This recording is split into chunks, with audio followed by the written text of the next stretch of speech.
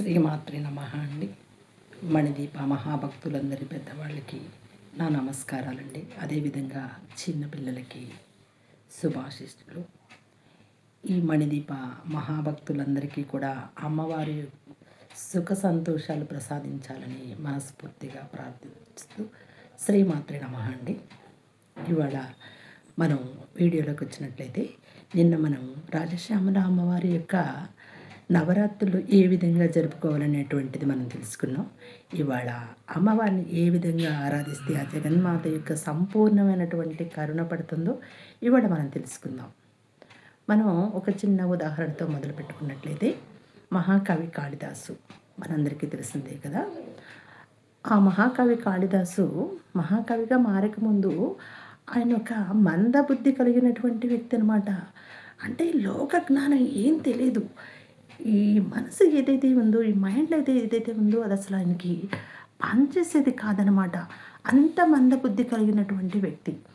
ఆ మందబుద్ధి కలిగినటువంటి వ్యక్తి రాజకుమారిని వివాహం చేసుకున్నాడు.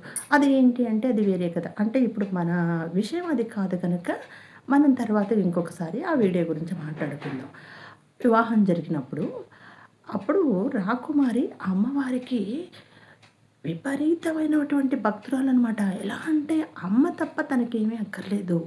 అమ్మే తన సర్వస్వం అమ్మే. ఆ విధంగా అమ్మవారిని కొలిసేటువంటిది. మరి అంతలాగా అమ్మవారిని కొలిస్తే ఇదేంటండి, ఇలాంటి మందబుద్ధి కలిగినటువంటి భర్త రావటం ఏంటి అని మనం అనుకుంటాం. కానీ అమ్మవారి లీలలు అప్పుడప్పుడు ఎంత అద్భుతంగా ఉంటాయో అప్పుడే కదా మనకి అమ్మ యొక్క లీలలు తెలిసేది. ఆ విధంగా జరగకుండా ఉంటే మనకు అమ్మ లీలలు తెలుస్తాయా? తెలియదు కదా. అందుకోసమే కొన్ని కారణాల చేత కొన్ని విధానాల చేత అటువంటి భర్త వస్తాడనమాట. అప్పుడు ఆ రాకుమారి అమ్మతోటి పరి విధాల ప్రార్థిస్తూ, అమ్మ ఎప్పుడైనా నేను నా సొంతంగా వ్యక్తిగతంగా నిన్ను ఏదైనా కోరినా తల్లిని నీ సేవ కోసం పరితపించాను. నీ పాదాల దగ్గర ఉన్నానమ్మా. నువ్వు నన్ను అనుగ్రహించి అనుక్షణం నీ పాదసేవ నాకు ఇచ్చావు. నీ పాదాల కోసం, నీ పాదసేవ కోసం పరితపించిన నాకు ఎందుకు జగన్మాత ఇలాంటి భర్తని ప్రసాదించావు అని అనేక విధాలుగా ఆ తల్లికి శరణాగతి వేడుకున్నప్పుడు ఆ తల్లి కాళికాదేవి ఏ విధంగా బీజాక్షరాలు రాస్తే మహాకవి కాళిదాసు అక్కడే నుంచొని అక్కడే అమ్మవారు ఏ క్షణంలో నాలుక మీద బీజాక్షరాలు రాసిందో ఆ క్షణంలోనే శ్యామలా దండకాన్ని ఎంత అద్భుతంగా చెప్పారో మనకు తెలుసు కదా. తెల్లవారు లేచిన దగ్గర నుంచి ఎలా శ్యామలా దండకాన్ని మనం అందరూ వింటూ ఆనందపడిపోతామో తెలుసు కదా. అటువంటి శ్యామలా దండకాన్ని ఎప్పుడు ఆ యొక్క మందబుద్ధితో ఉన్నటువంటి ఒక వ్యక్తికి నాలుక మీద బీజాక్షరాలు రాసినంత మాత్రానే అమ్మవారు ఎక్కడ మణిదీపం, సుధా సముద్రం ఇవన్నీ కూడా చెప్తూ ఎంత చక్కటి దండకం చేశారో మనందరికీ తెలుసు కదా. అంటే ఎందుకు ఆ తల్లి అంతగా అనుగ్రహించింది అంటే శుద్ధమైన మనసు, స్వచ్ఛమైన మనసుతోటి ఆవిడ అమ్మవారిని ఆరాధించింది. ఇప్పుడు మనం ఎందుకు చెప్పుకుంటున్నామంటే కొందరిలో కొంచెం అమ్మవారు ఉగ్రదేవత అనేటువంటి చిన్న అపోహ ఉంది. దానికోసం మనం ఇప్పుడు ఇది చెప్పుకుంటున్నాం అనమాట. అమ్మ ఎప్పుడూ అమ్మేనండి. అమ్మకి ఉగ్రస్వరూపం, ఉగ్రతత్వం ఉండదు. అది మనం ప్రవర్తించే విధానాన్ని బట్టి ఉంటుంది. మనం స్వచ్ఛమైన మనసుతోటి కల్మషం లేకుండా ఆ తల్లిని ఆరాధిస్తే అమ్మ ఎందుకు ఉగ్రదేవతగా ఉంటుందండి చెప్పండి? ఉండదు కదా. అమ్మ ఎప్పుడు స్వచ్ఛమైన అమ్మ, స్వచ్ఛంగా ఉంటుంది. మనకి ఉదాహరణ మహాకవి కాళిదాసు. అందుకనే అమ్మవారిని శుద్ధమైన మనసుతోటి చక్కగా ప్రార్థిస్తే అమ్మవారు మనకి ఆధిపత్యాన్ని అనుగ్రహిస్తుంది. ఏ ఆధిపత్యాన్ని అంటే ఎవరినో పాడు చేసే ఆధిపత్యాన్ని కాదు, నువ్వు వృద్ధిలోకి వచ్చేటువంటి ఆధిపత్యాన్ని ఇస్తుంది.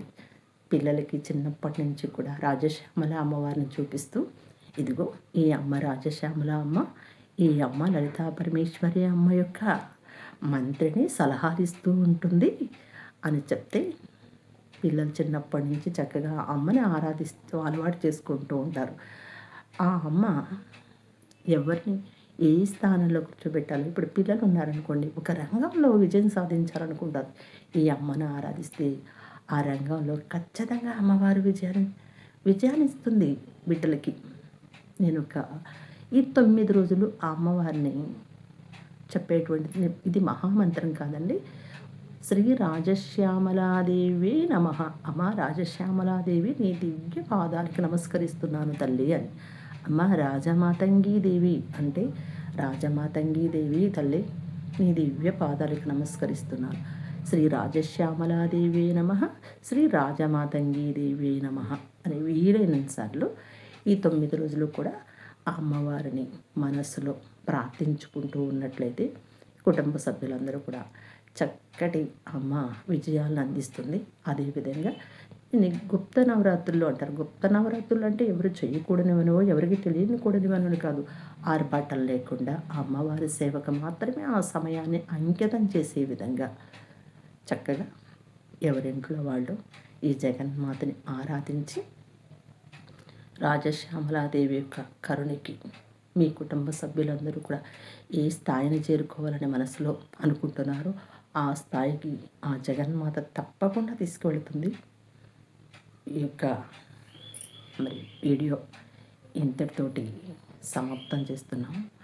ఈ వీడియోని మీ స్నేహితులకి, బంధువులకి 10 మందికి కూడా ఈ వీడియోని పంపించండి. సబ్స్క్రైబ్ చేసుకోండి. అనేకమైనటువంటి వీడియోలు నేను పంపిస్తాను కనుక వెంటనే మీ దాకా చేరుతాయి. శ్రీమాత్రే నమః.